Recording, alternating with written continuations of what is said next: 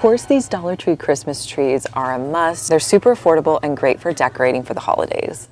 We definitely have to do a wreath for Christmas. So for a wreath, I'm just going to be using the outer wreath form. I also picked up some inexpensive greenery from Hobby Lobby. Now I'm going to start by positioning my greenery on one side. I'm going to do that by wrapping the base around my wreath form, and then I'll just kind of move around the branches until I like the way they look. I'm going to repeat those steps on the other side by wrapping greenery on the other side, really making sure to get that base twisted around my wreath form. I'm going to add some additional hot glue at the top on the back to hold that greenery in place.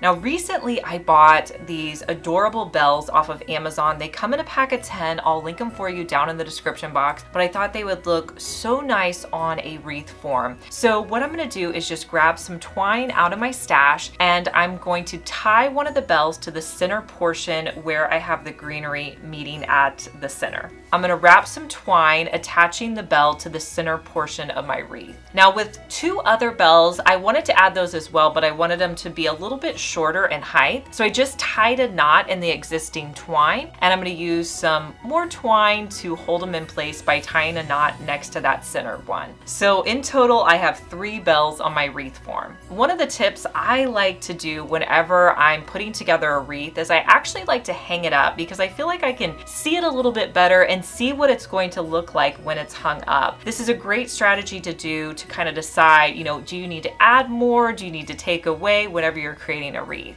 Once I took a step back, I wanted to move some of the branches around a little bit more. I also felt like I needed another greenery texture. So I went into my stash, found another stem that I already had on hand, and I'm just going to hot glue a few of those greenery pieces in place. You really don't need a lot of greenery for a wreath, just a couple pieces here and there to give it a little bit of texture. A rule of thumb is to use 3 different greenery types when you're making one wreath. It's gonna look so much more full. Even if you're sticking with the same color, it just gives it so much texture and variety.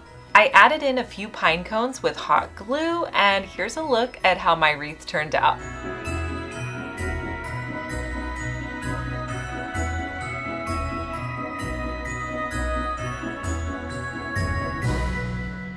If you've made it this far in the video, thank you so much for watching. Make sure you comment the word of the day, which is bell.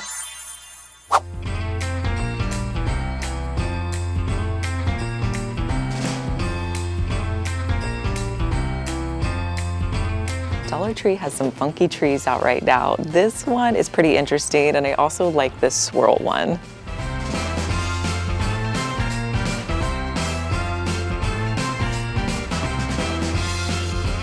This is just sitting here randomly, but they have these trees on high-end sites, so they're definitely a good item to pick up. Hey guys, I'm Liz, and you're watching my second DIY channel where I post daily DIY videos. You may be familiar with my main channel, Liz Fenwick DIY, but I'm glad that you found me over here on my second channel. Make sure that you're subscribed so you just get notified every day when I post our daily DIY video.